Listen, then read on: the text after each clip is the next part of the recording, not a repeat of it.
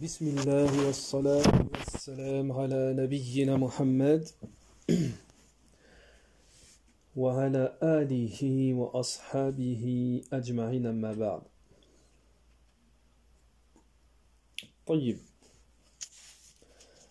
Donc, Hilyatu Talib al-Ilm, la parure de l'étudiant en sciences. Nous sommes arrivés au point numéro 29 du chapitre numéro 5. Donc, point numéro 29 du chapitre numéro 5. Pour ceux qui ont le matn en français, c'est la page 77. Naham. Donc nous allons lire le matn, la parole de l'auteur. Et à la suite de cela, Inch'Allah, nous donnerons l'explication. Comme Cheikh Al-Uthaymin, rahimahullah, ne donne pas beaucoup d'explications sur ce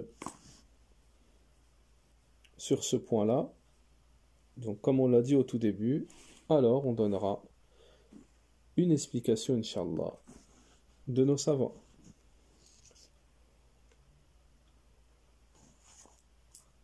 Point numéro 29, réviser ce qui a été mémorisé. Révise tes connaissances de temps à autre, car si on ne révise pas constamment, le savoir disparaît quel qu'il soit. D'après Ibn Umar, anhu, le prophète wassalam, a dit: certes, celui qui a mémorisé le Coran est semblable aux propriétaires des chameaux qui sont attachés.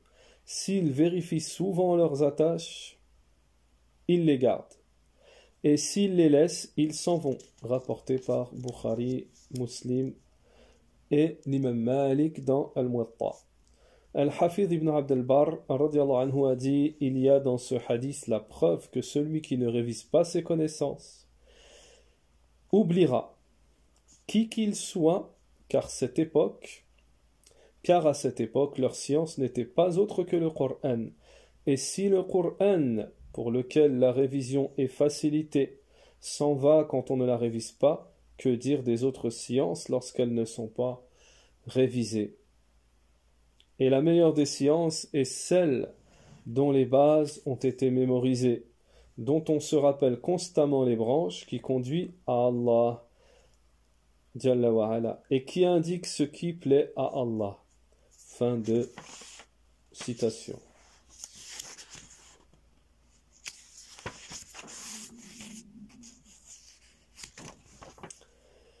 Quelqu'un a dit: toute gloire, c'est-à-dire renommée, brillante, réputation, qui n'a pas été confirmée par le savoir, est destinée à l'avilissement. Et là, fin de citation. C'est-à-dire que le point de 29 s'arrête ici. طيب. Cheikh Al-Uthaymin rahimahullah yaqul. Donc Cheikh Al-Uthaymin, à propos de ce point numéro 29, nous dit: sans la révision, le savoir disparaît. C'est la preuve de sa disparition. Mais si l'auteur l'aurait formulé en disant: le fait de ne pas réviser est une cause de la disparition de la science, la perte de connaissance, cela aurait été mieux. Donc Cheikh Al-Uthaymin, rahimahullah, lui, il dit: c'est mieux de dire que le fait de ne pas réviser est une cause de perte de la perte de la science. En rapport avec la parole du prophète, alayhi salatu wassalam, qui a dit: révisez le Coran, car je jure par celui qui tient mon âme dans sa main, il part certes plus vite que le chameau qui s'échappe de son enclos. Cela indique donc que ne pas réviser est une cause d'oubli.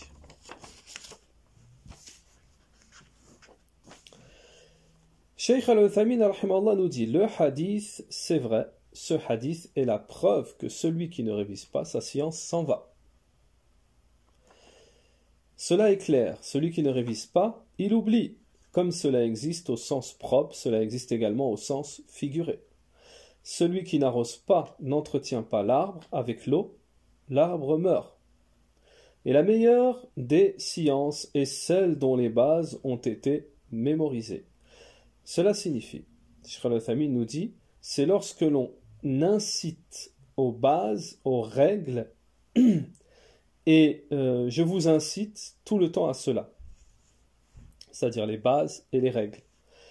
Vous devez faire attention aux règles, aux bases, parce que les autres questions sont des branches, des dérivés. Tandis que celui qui a de la connaissance dans les bases, les fondements, c'est lui le savant. Et celui qui a loupé les bases, les fondements, a loupé l'accès à la science, comme cela est connu chez les savants.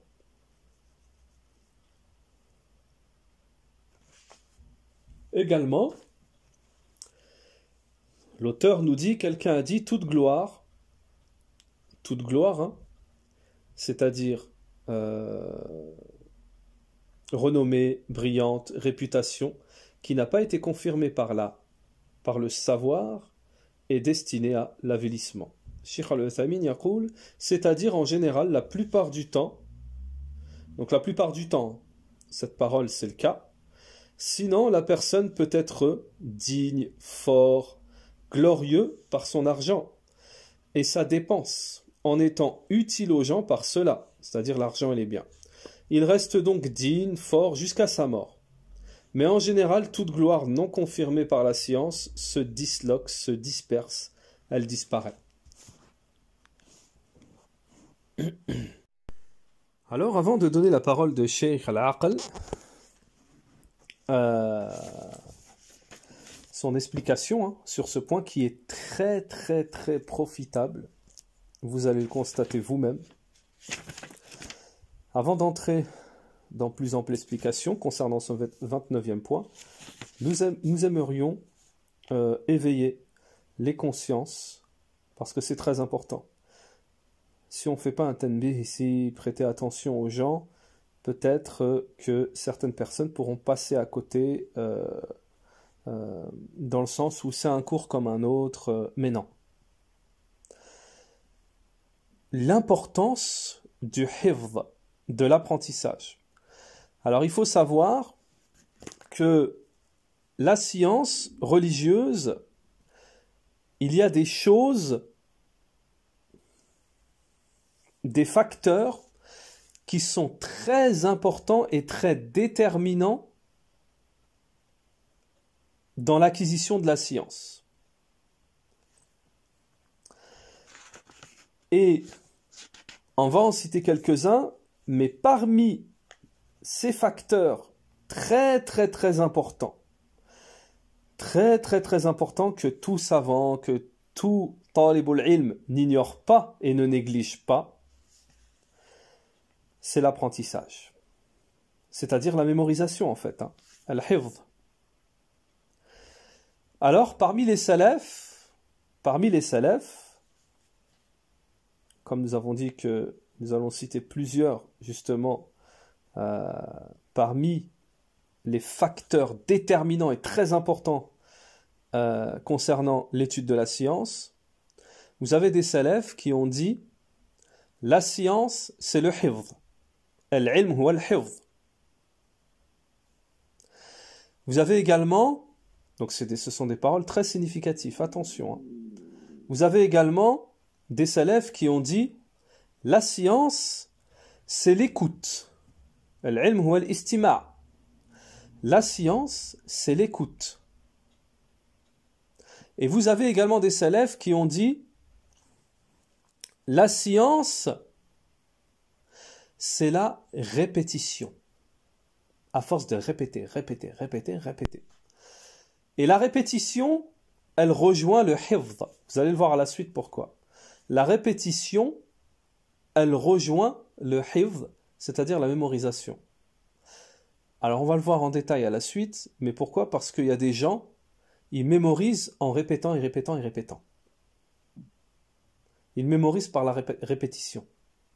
Et c'est une bonne technique de mémorisation, la répétition. Wallahu a'lam.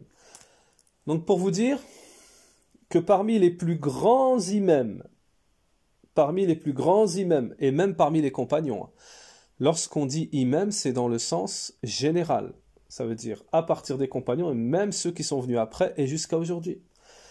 Parmi les plus grands imams, un des facteurs déterminants à leur science, j'ai dit un parce que c'est pas le facteur. Il y a la baraka, il y a le tawfiq, il y a l'ilm, il y a plein de choses. Mais parmi les facteurs, c'est la mémorisation. C'est le hifz. Tout le monde connaît le hifz de l'imam al-Bukhari, et on va le voir à la suite. L'imam Bukhari, Allahu a'lam, il n'écrivait pas.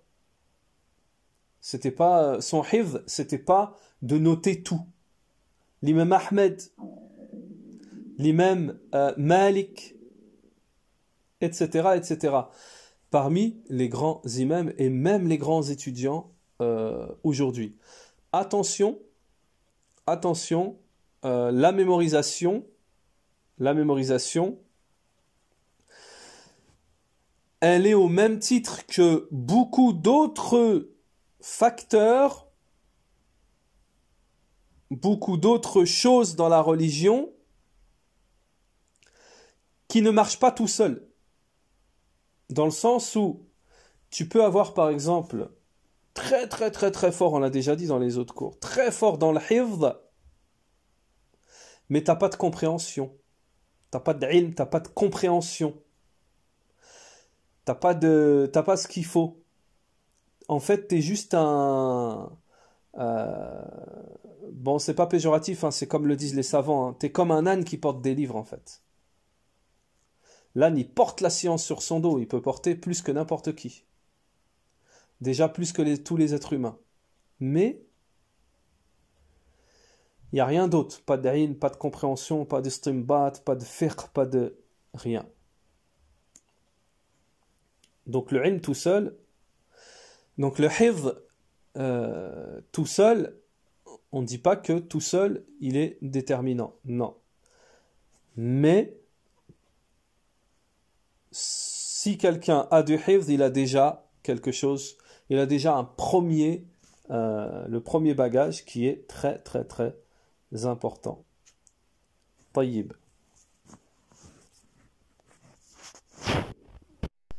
Et vous allez le voir à la suite, l'importance qu'ont attaché les grands imams de la communauté. Vous allez voir leur réalité par rapport au hifz, leur réalité par rapport au hifz, par rapport à l'apprentissage. Les salafs. Également, on sait que dans les premiers temps de l'islam, c'était que du hifz.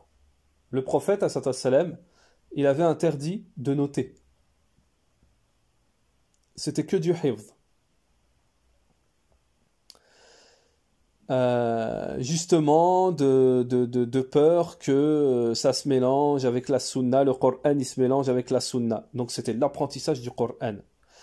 Et on ne parle pas du Coran, on parle de la sunna. Le prophète à l'époque, il avait interdit au début de compiler la sunna.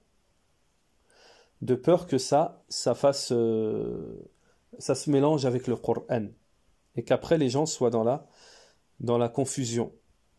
Mais au début, même concernant le Coran, c'était que du hifz. Que du hifz, que de l'apprentissage.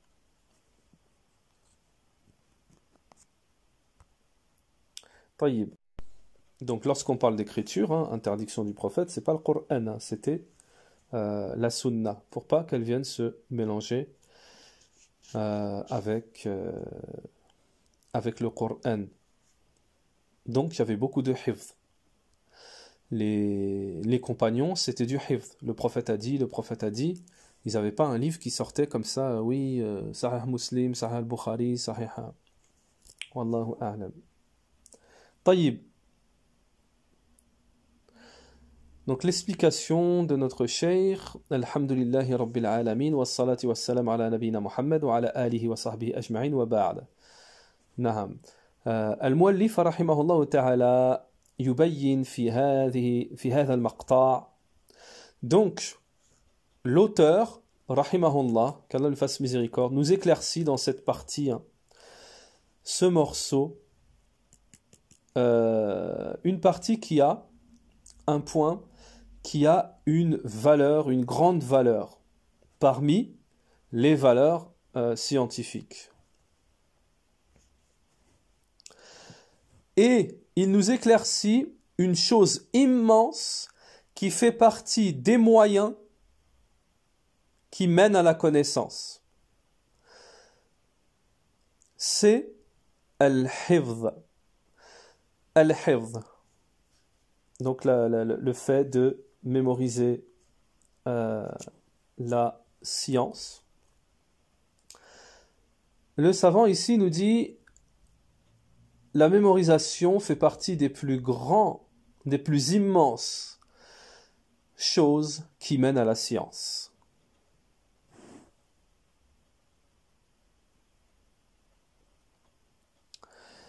فَعَلَيْكَ يَا طَالِبَ الْعِلْمِ. Donc, ô toi, l'étudiant, tu dois attacher une importance à t'occuper de l'apprentissage des deux révélations, de la révélation. Donc en premier lieu, du kitab wa sunnah. En premier lieu, l'apprentissage du Coran. Puis, en deuxième lieu, nous dit le cheikh, tu dois t'occuper de l'apprentissage de la sunna du prophète, alayhi salatu wassalam. Et en troisième lieu, tu devras t'occuper de l'apprentissage des moutoun, des ouvrages, des épîtres, des moutoun, des paroles de savants, car cela a une valeur inestimable qui rapproche de la science.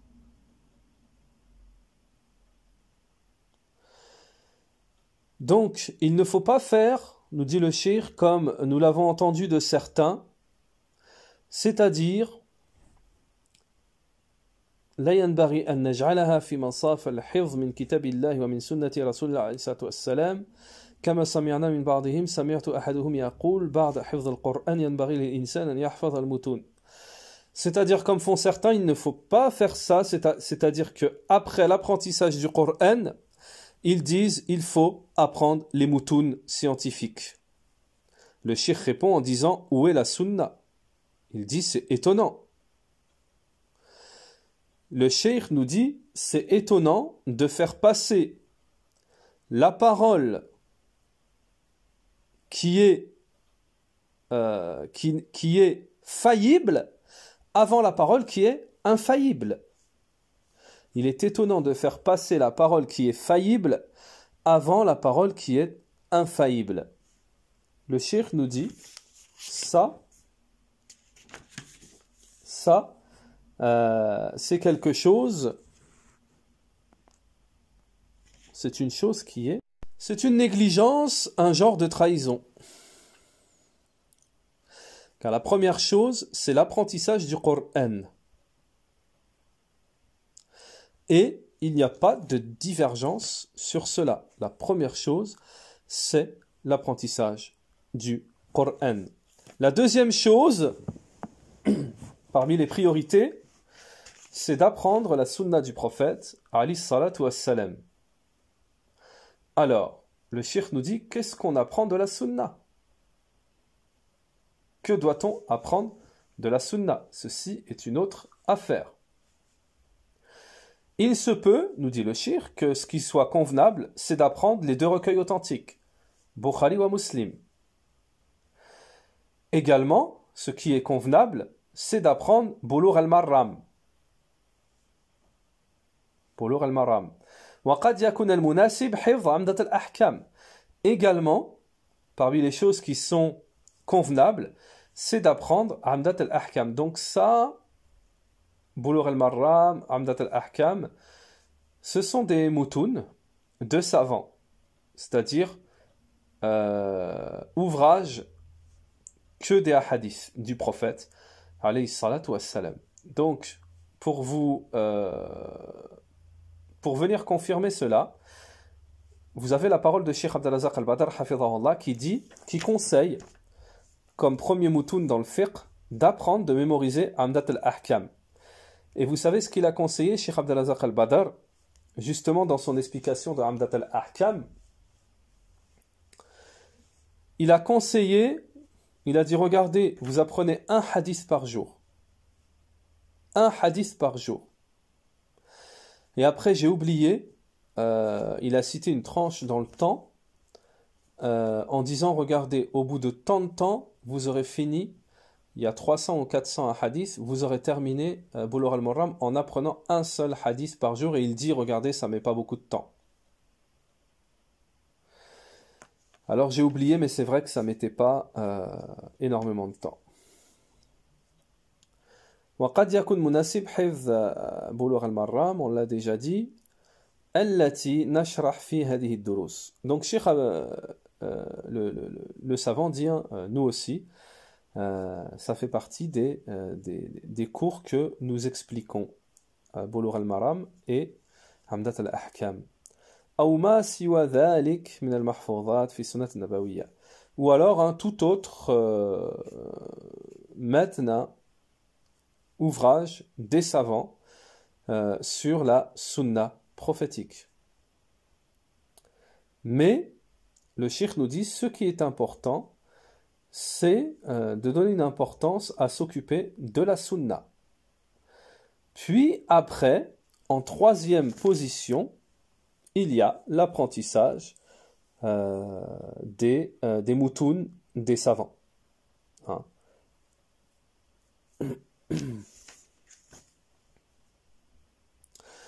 Alors en fait, pourquoi Bulugh al-Marram, on peut se poser la question, mais ce sont des moutouns de savants. Et Amdat al-Ahkam, c'est que des hadiths en fait. C'est que des hadiths. C'est pas par exemple, si vous prenez Zad al-Mustaqna', où là c'est un metn de la parole de l'auteur. C'est un auteur c'est un metn en fait, parole d'un auteur, et il y a l'explication. Mais là, les deux dont on est en train de parler, Amdat al-Ahkam et Bulugh al-Marram, ce sont des hadiths. Donc c'est la sunna du prophète, alayhi salatu wassalam. Na'am.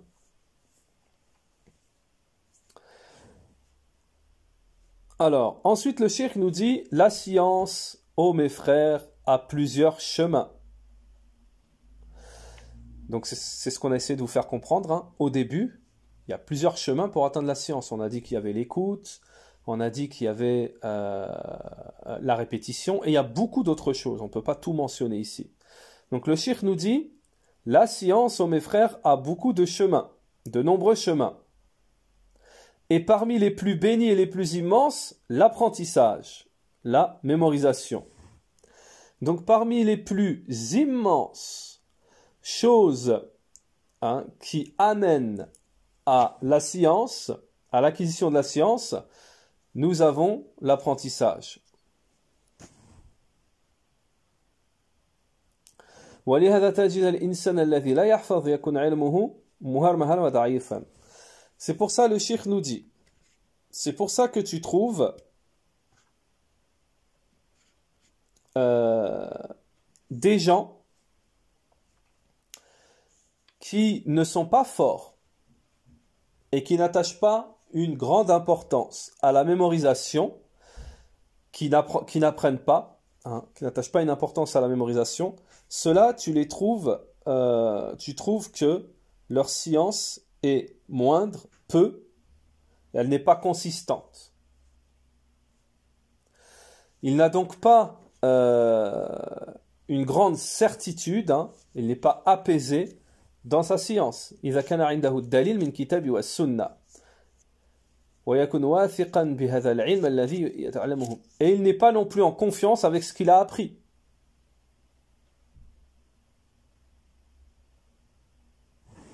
Naham. Ensuite, le cheikh nous donne l'exemple des compagnons du prophète ﷺ qui étaient justement, et même les imams qui sont venus, les salafs qui sont venus à la suite, qui eux justement, ils attachaient une importance capitale au hifz. C'est pas quelque chose qu'ils négligeaient. Ce n'est pas quelque chose qu'ils négligeaient, comme on l'a vu auparavant. Ils ont vraiment fourni des efforts dans la mémorisation de la science. Et comme on l'a dit en premier lieu, le kitab, le Coran, et en deuxième lieu, la sunna du prophète, alayhi salatu wassalam. Puis le cheikh nous dit, je tiens à faire prêter attention à mes aimés, que, en ce qui concerne l'apprentissage, les gens ne sont pas au même niveau. C'est-à-dire qu'il n'y a pas un seul niveau concernant les gens par rapport à l'apprentissage, al-hifz. Alors regardez ce que nous dit le cheikh, c'est une faïda, parce que, surtout pour les étudiants, c'est très important. Le cheikh nous dit parce que il s'est produit certaines choses chez certains parmi nos jeunes étudiants en sciences. Il entend certaines informations concernant ceux qui ont excellé dans l'apprentissage, les grands imams parmi les anciens. Et il veut comparer cela à lui-même. Il veut se mesurer, il veut comparer cela à lui-même. Fin des courses, résultat, il n'a acquis aucune science et aucune mémorisation. Alors le cheikh va nous donner un exemple. Donc ça revient à ce qu'on vous a dit dans les cours précédents. Pas forcément dans Hilyatu Talib al-Ilm, mais dans d'autres cours. Que le shaitan, il passe par plusieurs stratagèmes. En gros, là, il incite et motive un jeune étudiant. Ouais, regarde, Cheikh al-Islam, il faisait comme ça. Regarde, Ibn Abbas, il faisait comme ça. Ouais, regarde, l'imam Malik, il a appris ça, ça, ça. Et lui, il veut faire pareil, il veut se comparer, Donc le cheikh nous dit, et puis résultat des courses, y a rien, il n'y a pas d'apprentissage, il n'y a pas d'ilm, il n'y a rien. Parce que une des causes à effet, je dis bien une, ça ne veut pas dire il n'y a que ça, mais une des causes à effet, c'est que lorsqu'on veut monter trop haut, trop haut, eh ben, qu'est-ce qui se passe? Résultat, on dégringole. Ça dégringole. On veut monter trop haut, on finit par dégringoler. Et ça arrive à beaucoup de gens. Le cheikh nous dit, فَمَثَلًا جَاءَ ابْنُ عَبَّاسَ رضي الله تعالى عنه. Donc il est parvenu, مثلا جاء عن, il est parvenu de Ibn Abbas رضي الله عنه, que Omar ibn Rabi'a lui avait lu un qasida, c'est-à-dire un poème très long. Donc une personne est venue vers Ibn Abbas radhiyallahu anhu, il lui a lu un poème qui était long. Puis Ibn Abbas, à la suite, il lui a répété ce poème, alors qu'il l'avait écouté qu'une seule fois, subhanallah. Alors qu'il l'a écouté, quelqu'un y vient, il vous lit un long poème, et vous lui répétez à la suite le poème, alors qu'il vous l'a lu une seule fois. C'est ce qui s'est passé avec Ibn Abbas.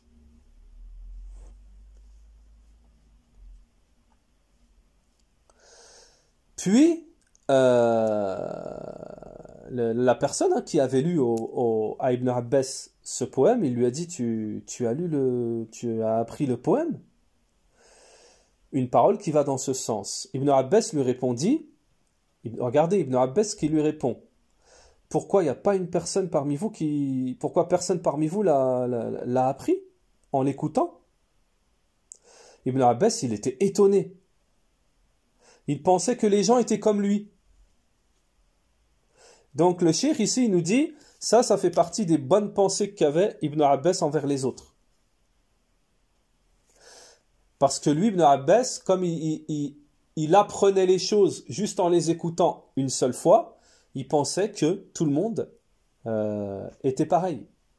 Et il y a des gens, ils ont voulu, des jeunes, pour le bel ilm, ils ont voulu faire comme ils ont pensé qu'ils étaient comme Ibn Abbas radiyallahu anhu. Également,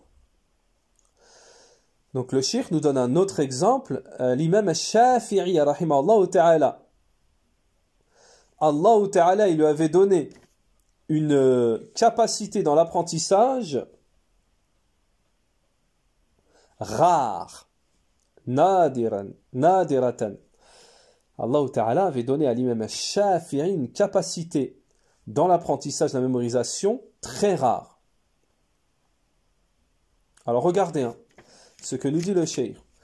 Il nous dit ce qui a été rapporté, de ce qui nous a été rapporté, c'est que l'imam al-Shafi'i, il mettait sa main gauche sur la page gauche, alors qu'il apprenait la page droite, pour pas être distrait, c'est-à-dire pour pas qu'en même temps, il apprend une page, la page qui est à côté, ça va venir le déconcentrer. Tellement, en gros, pour pas tout mélanger, tellement, il nous dit ici, sa mémorisation était forte. Et le cheikh ici nous dit, il avait besoin seulement d'une seule fois de regarder la page, une seule fois pour qu'elle soit mémorisée.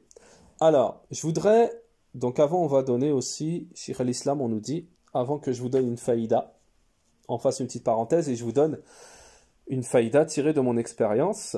Le cheikh nous dit, Cheikh al-Islam ibn Taymiyyah rahimahullah ta'ala, kana mimma dhakara anhu fi siratihi annahu kana idha qara kitab marratan wahida la ya'ud ilayhi marra thaniya yatqanuhu min marratan wahida. Donc on nous dit ici, Cheikh al-Islam ibn Taymiyyah rahimahullah, c'est la même chose. Il faisait partie des gens, il a été rapporté dans sa biographie, qui faisait partie des gens, lorsqu'il lisait un livre une seule fois, il n'y revenait pas dessus. Pas besoin de revenir une deuxième fois. Il l'avait maîtrisé en une seule fois. Donc ça, c'était des choses rares aussi. Et il y a des shabab, le cheikh il nous dit, donc il y a des jeunes, ils entendent ça, et ils veulent se mesurer. Ils pensent qu'ils sont pareils. Donc qu'est-ce qu'ils font? Ils se disent, moi j'ai pas besoin de répéter, c'est bon, je l'ai lu une fois, ça y est, c'est mémorisé. Donc il faut faire attention à ça. Mais parallèlement à ça, moi ce que je voudrais vous dire, c'est que même aujourd'hui, parmi nos jeunes, enfin aujourd'hui à l'état actuel, je ne sais pas, mais lorsque je dis aujourd'hui, c'est-à-dire à notre époque, nous lorsque nous étions à l'institut du Cheikh Moqbel rahimahullah, j'ai assisté à cela en direct. En direct. Donc nous connaissions un étudiant, un jeune qui avait une vingtaine d'années à l'époque, et il nous avait rapporté, donc ce jeune, il nous disait, il me disait, moi, j'apprends 6 pages par jour de Coran. C'était un jeune qui était étudiant à l'époque, et qui nous disait, moi, j'apprends 6 pages par jour de Coran. Il nous disait, j'ai juste à la lire une fois et à les mémoriser. Donc ça existe des gens comme ça. Il y a des gens, c'est 1 page, 2 pages. Il lit une fois et c'est mémorisé. Il n'a pas besoin de revenir dessus. Il y a des gens, je vous l'assure, comme ça. C'est la baraka. Donc, je ne vous fais pas dire que, pas besoin de vous dire plutôt que cet étudiant a rapidement terminé le Coran. Il a rapidement terminé le Coran. Donc ensuite, en ce qui concerne le fait de réviser, Cheikh ici nous dit puisque l'auteur Bakr Abu Zayd nous parle de la révision dans le titre, hein, du point numéro 29, réviser ce qui a été mémorisé. Donc dans un premier temps, le cheikh ici nous a parlé de la mémorisation, et c'est très important. Donc ici nous allons encore parler de la mémorisation, mais il y aura aussi une parole sur le fait de réviser. Donc le cheikh nous dit le fait de réviser la science, hein, et le fait de beaucoup la répéter, c'est un moyen qui mène à ajuster la science et à la maîtriser et à l'ancrer. À ancrer la science. Le fait de réviser, de répéter, ça ancre la science. Voilà, si vous voulez, un remède, si vous voulez savoir comment font les savants, et vous allez voir ici, il y a un détail.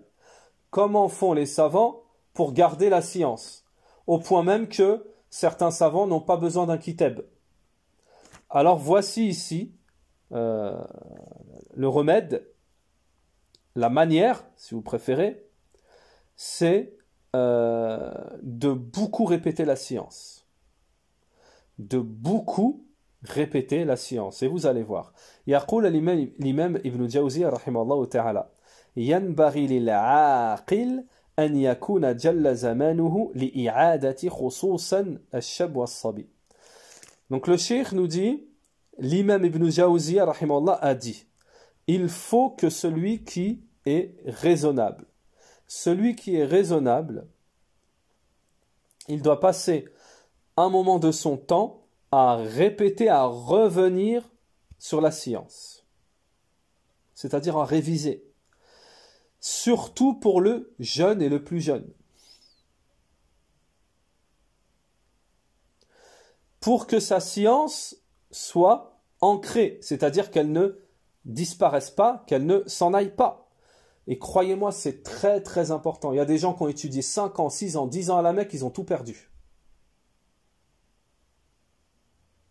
Ils ont tout perdu. Ils ne peuvent pas enseigner. Puis regardez ce que nous dit le cheikh.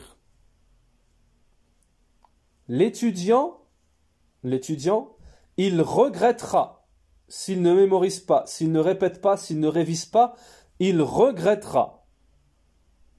Il finira par regretter.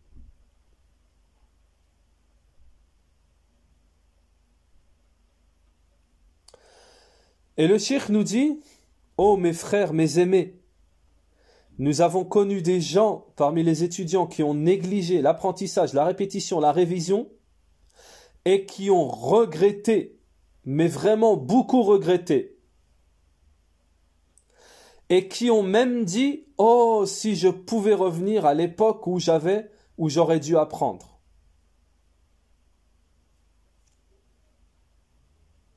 Et le cheikh nous dit, alors là il s'adresse aux plus jeunes et aux jeunes étudiants. Antum ayyuhal ahibba, oh vous les aimez. Ayyuhat tullab, oh vous les étudiants. Ayyuhat shabab, oh vous les jeunes. Vous êtes dans une passe, un moment d'apprentissage. Ne négligez pas cela. Ne négligez pas cela. Et ne vous comparez pas à l'imam Shafi'i ou Ibn Taymiyyah ou autres. Car ce sont des gens rares. Et tous ceux qui ne sont pas comme eux, Ibn Taymiyyah, Shafi'i, etc., autres que eux, nous devons répéter, réviser, mémoriser constamment pour pouvoir ancrer la science en nous.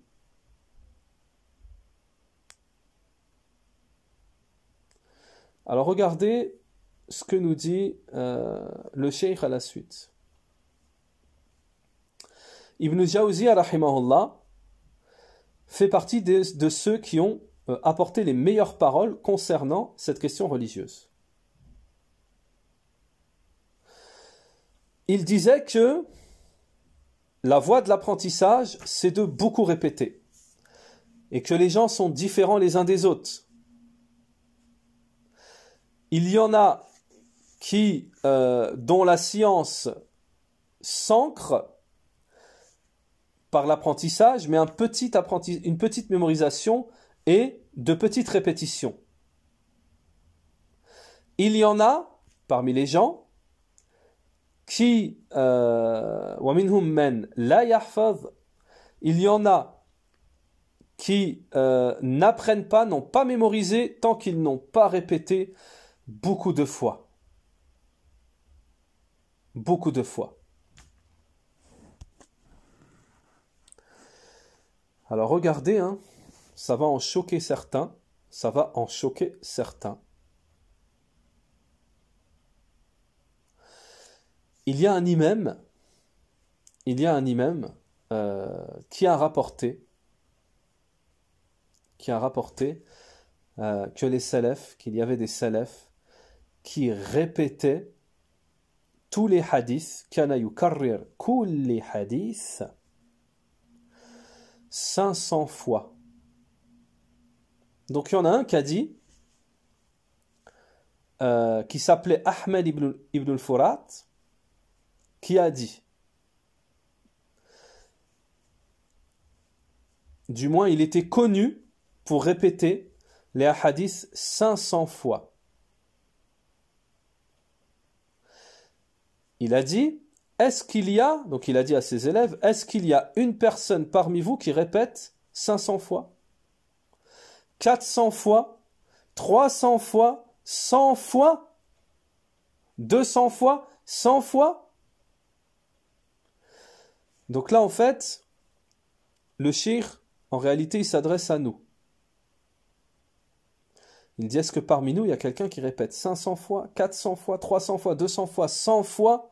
Est-ce que parmi vous, il y a quelqu'un qui répète 500 fois?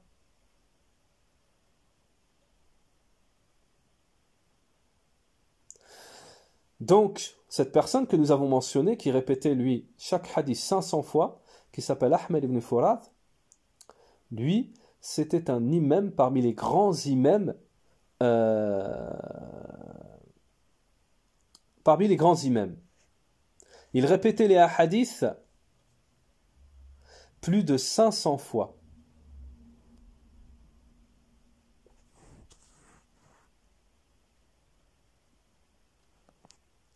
Donc, on a déjà un aperçu de comment étaient les salafs.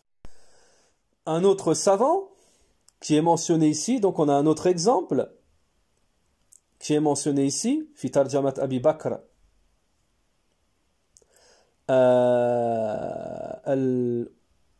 al-Ubarahari al-Maliki, wa huwa min al-fuqaha al-a'imma, un grand parmi les imams maliki, de madhab imam Malik, qui disait, j'ai lu le résumé d'Ibn Abd al-Hakim, Mukhtasar ibn Abd al-Hakim, 500 marra, 500 fois. J'ai lu un autre ouvrage pareil, Wal-Asadi 75 marra, 75 fois. Il a lu également Al-Muwatta et le Mabsout 30 marra, 30 fois. Il a lu également un Mukhtasar Ibn al-Barqa'i 70 marra, 70 fois. Wa hadhihi kutub mujalladat. Le cheikh nous dit, et ça c'est des livres, ce sont des tomes et des tomes. Des gros bouquins de tomes et des tomes. Alors regardez ce que nous dit le cheikh. C'est comme ça qu'ils sont devenus des grands imams de la communauté. Ensuite, le cheikh nous dit, il y en a beaucoup parmi nous, il veut la science, sans apprendre, sans mémoriser, sans répéter, il veut la science.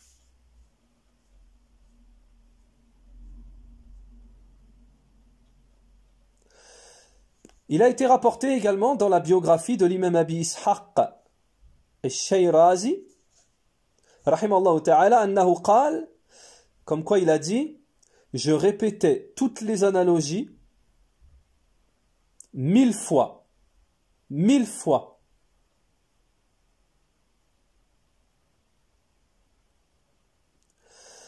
Donc le cheikh ici, il nous donne, c'est pour nous donner un aperçu, je ne sais pas si vous vous rendez compte, 1000 fois.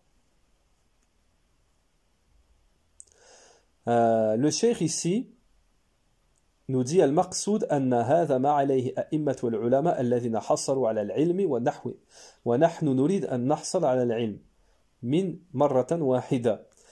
Le cheikh nous dit, alors le but ici de la parole du savant ici, c'est de nous dire, regardez sur quoi étaient les grands imams.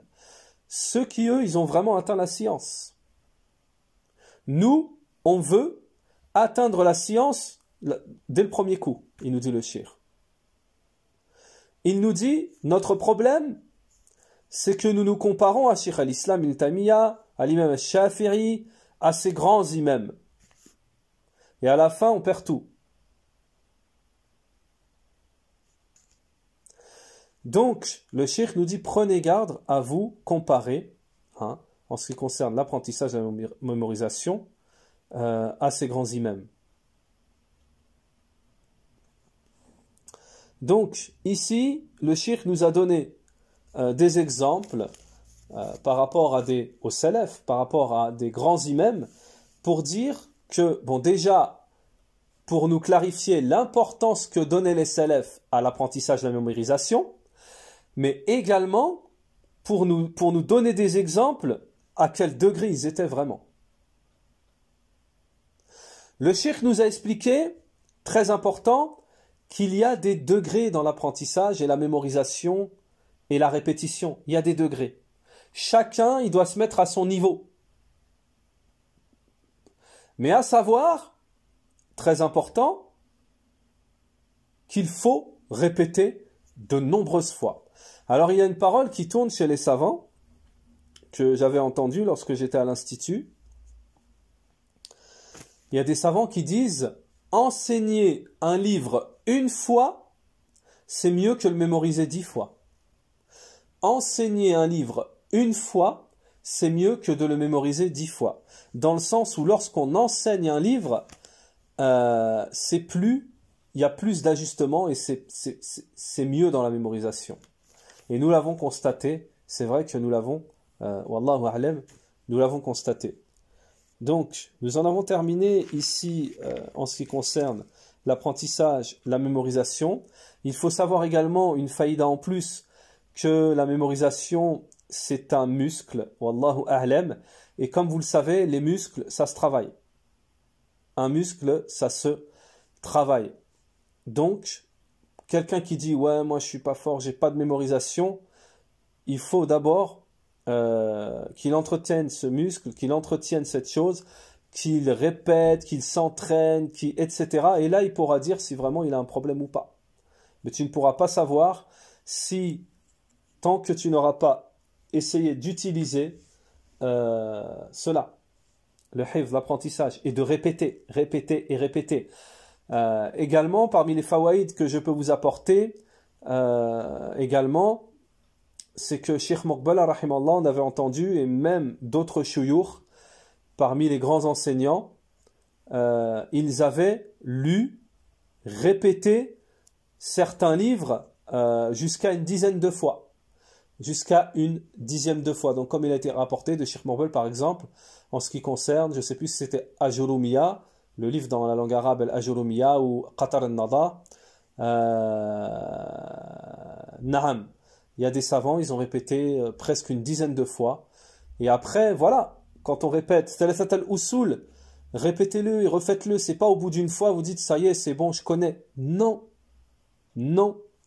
Il faut répéter plusieurs fois. Comment tu veux maîtriser Kitab Tawhid sur le bout des doigts? Comment veux-tu maîtriser Kitab Tawhid sur le bout des doigts alors que tu n'es pas Cheikh al-Islam ibn Taymiyyah, tu n'es pas l'imam Shafi'i en ayant fait Kitab Tawhid une seule fois? Une seule fois. C'est bon, j'ai fait le livre. Non. Donc voilà, nous en avons terminé pour ce chapitre. Dans le prochain chapitre, plutôt le point, dans le prochain point qui sera le point numéro 30, tout important également, parvenir à la compréhension en subordonnant les branches aux principes fondamentaux. Subhanakallahumma bihamdik wa ashhadu an la ilaha illa ant wa astaghfiruka wa atubu ilayka.